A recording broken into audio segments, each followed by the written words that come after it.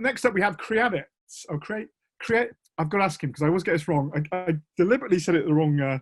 Nick, put me out of my misery. How am I supposed to say it? Credits. Why do I always put the A in? Why did we put the A in? Why did we put?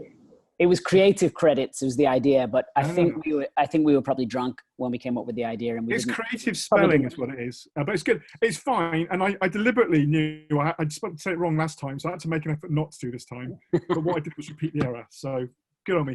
But anyway, it's talking point. People talking about your brand. That's always good. So you're going to talk about how Creadits can operate as your virtual game art studio. I think, is that right? Yeah. Well, and this was actually this is a product that owes itself to you pretty much from the last Pocket Gamer Presents. The question you asked us was, we talked about 3D in the last one, and you asked us what we had, or was it relevant really for maybe smaller studios or indie studios? Yes. And we went away after that and thought, we'd had a few questions, and we thought, well, actually, there's a bunch of stuff we could do, and this product came from it. So we started it up, and it's going quite well so far. So we wanted to offer it to the Pocket Gamer audience, and it's going to be a quick presentation. So I'll get you back on. That's okay. You don't have to get me back on time. You take your time, and I'll expect the check in the mail for the royalties on this idea. But anyway, over to you, Nick, and I'll let you take the stage. Off you go. Okay, let me just share my screen. So I hope you can see it. It says it's screen sharing. We did a test. It should be working. Let me just move this down. So the first couple of slides are just a quick recap of what we did before. I spoke at the Pocket Gamer event in London in January, and then we did the one in April. Now we're doing the one in June. I still haven't had my hair cut since then. Lockdown's been quite a good excuse to let myself go a little bit. But the first time we spoke about what we do, Creadits as a company, I'm just going to pull this down. And we spoke about creative direction and mainly about audience insights and how we do creative based on audiences and based on personas, and how, doing it by category or by country was not the best way to drive performance on platforms such as Facebook, Google, Snapchat. So making more nuanced creative depending on the audiences you were targeting. The last time we spoke about 3D for user acquisition. We've got a fairly a unique workflow via the platform that allows us to create 3D and CG videos for a fraction of the typical cost, which allows our clients to run new CG every month for much more cost effectively. And again, this is with an eye or with a view to performance marketing and getting the best out of auction-based digital media platforms. But as I mentioned before, Chris asked us last time, was this something that would be relevant for indie developers, smaller developers? And the answer was yes and no. It really depends on where they were at, or depended on whether they were at and whether they were self-publishing or not. So we had a chat, and we realized that we were actually doing a lot of game art as well as marketing art. So we thought, why didn't we make that a proper product? So as of the last couple of months, we launched Creadits Game Art, and it's going quite well so far, as a surprise to us, because we hadn't really thought about it. So again, thanks to you, Chris, for the idea. So the general idea is that we have a bunch of talent all over the world on the platform that have typically come from game studios, work in all the tools that a game studio would use, and more and more working. Our 3D is going through game engines and going through Unity and Unreal. So the asset creation is part and parcel of that. So we're breaking that out and offering it to the market as a product. So any existing assets, concept art, 3D production, animation, any other kind of modeling and asset creation that's necessary, we can pretty much provide it through the platform. So the idea would be pretty much the same as the way we do marketing art. We'll connect you to the talent, scope out the project. You can buy a certain amount of credits, hence the name, or a certain amount of pieces, or you can contract people by hours through the platform, all guaranteed and fronted by our teams in around the world, in the US, UK, Japan, and Singapore. And we aim to be a virtual kind of top-up studio to help you tweak assets, create new assets, access talent on demand effectively for asset and game art. And we are using the same, as I mentioned earlier, we're using the same teams from all over the world, from China to the US and everywhere in between. The same people that we've been working with on the marketing and the 3D CG stuff. Actually, most of them are from game studios. There's a lot of guys that we're working with in the Philippines who were working at large studios and went to set up their own one, and are looking for people to work with, and doing a lot of this stuff as a hobby and with us on the marketing side. And on the game art side, they're kind of building their own games as they go. So the skill set is there, the talent is there, and the cost is very competitive when thinking about other places in the world. If you're looking at a Philippines game art studio, or Indonesian game art studio, or Brazilian game art studio. And then as ourselves, we are, as I mentioned earlier, we're in Japan, US, UK, and Singapore. So we would help to do the scoping, the account management, the quality guarantee, so on and so forth. One of the things that came out when we were working with our first couple of clients was getting the art style right first time, fitting into the workflow and the technical needs. Each project, each game is slightly different. As we're connecting customers with people who are already game designers, game developers, they're in their own right, we tend to cut down on a lot of the friction, a lot of the back and forth that happens maybe if you're looking to do freelance game art for hire, and so on and so forth.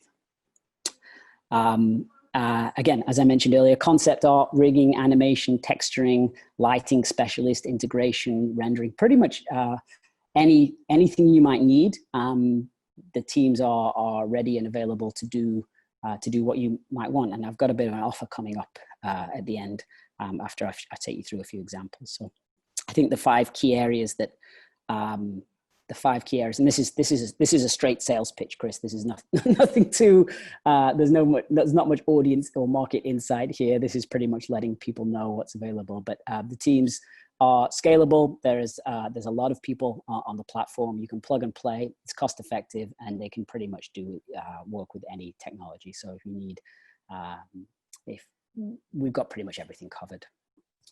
And here are a few examples, and I'll whiz through a few of these. I can send it around to anyone else who's interested afterwards. 3D models of all shapes and sizes, humanoids, ogres, humans, renders, weaponry, objects and accessories, heroes. This was concept art that was done to the model, to the animation, also with a bit of mocap. So the sort of standard animation, cycle animations, plus a range of 10 or 12 other animations for specific parts of the game. That was all done by the teams here. Modern Warfare, Mutant Modern Warfare, anime, if you need some sort of Japanese anime manga art style. Again, different teams, different locations, have bits from all over the world. And that is really it. Like I said, it was going to be pretty quick. It's a pretty much does what it says on the tin. We have an offer for anyone who is attending this or would be interested to talk, that we're happy to do a free asset for anyone, for any game. If you've got a project and you wanted to test it out, the teams are ready and willing to do a free proof of concept to get it going. And then yeah, if you're happy with it, you can go from there.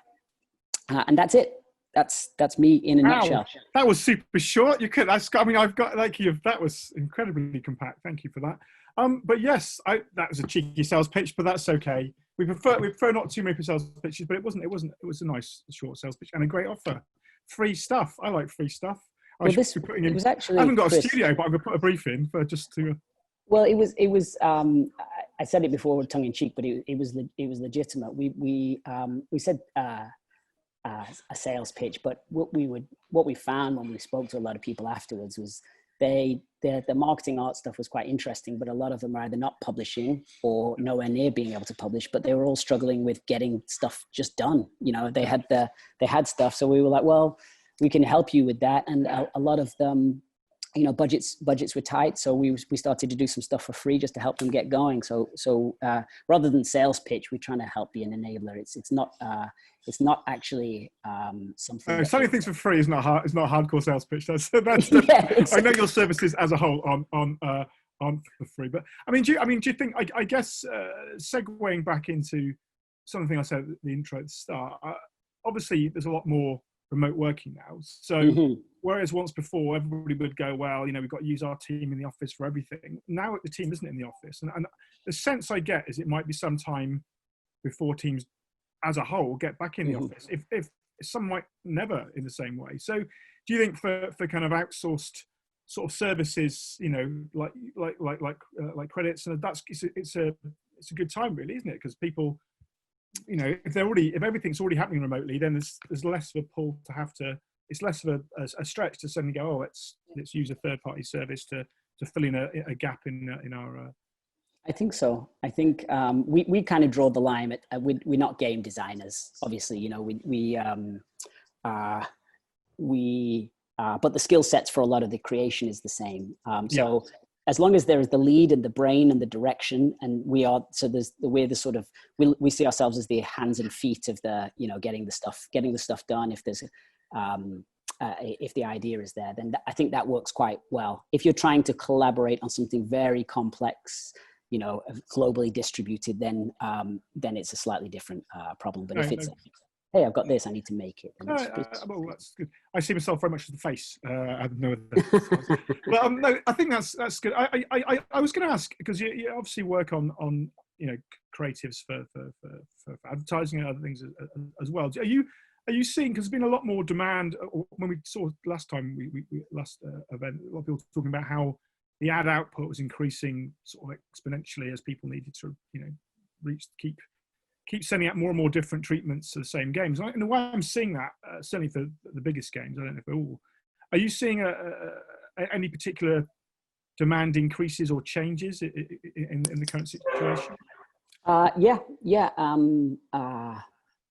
Across most gaming genres, I think I've been reading a lot recently about how it's all playing out longer term, but certainly short term, a lot of creative demand has increased in terms of variations of volume. Specifically for us, people have been asking to maybe test concepts that they weren't 100% set on before, but they were taking this time to sort of cast the net a bit wider and test things that maybe would have been a bit too outlandish or maybe a bit, you know, 50-50. They're kind of building anything and everything right now to throw it into the mix and see what happens. So yeah, we're definitely seeing that. Okay, I've got a very specific question here which you might be able to answer. It's a question about creative contracting. If I would need an outsourced development for a new project, how much money should I acquire to hire such services? It's an interesting combination of very, very correct English there. But I mean, I guess you were saying you're doing stuff for free. Obviously, that's quite a low bar. But like, you know, it doesn't get much cheaper than that. Doesn't get much cheaper than that. And you know, but obviously, I'm sure for higher clients it goes very. I guess it's how big the project is and the specifics of it. Is that? Yeah, we don't. Project basis or hourly basis? How does that kind of work? It can be either way. Actually, one of our big sort of beliefs as a company, or big sort of pillars of the company, is providing opportunity to people all over the world, no matter where they are. So it really depends on the talent, but there's always somebody free. We vouch for the quality and the guarantee. So in terms of whether it's a per project or per hours base, it really depends on what suits the studio best. To answer the question for the, I think was it Marcus Turin? I can't. Yeah. But it can be like $1,000 to $10,000. It really depends on the complexity, and what needed. I would say probably on average $5,000 would be, if you're going to outsource enough work to make it worthwhile, then you're probably going to do $5,000 worth. But there's no minimum from our side. It really depends on what they need. And like I say, free for the first asset for any Pocket Gamer attendee. Well, there you go. Fantastic. We'll definitely take them up on that. I've got one final question here from Yassine. And she says, thank you for your presentation. I was wondering, you have any internal tools or methodologies that you provide to your community? Yeah, we do. So we have a workflow tool for ideation from the concepting part through to the production, where you can kind of annotate and feedback on the look and feel, the design, so on and so forth. When it comes to the actual production of the asset, that's really down to the individual team on, you know, what tools they're using and what's familiar and what's coming into scope, what it needs to be, what the assets need to be built in effectively. Okay, cool. Well, on that note, then, you were very short and very sweet, and I hope you get.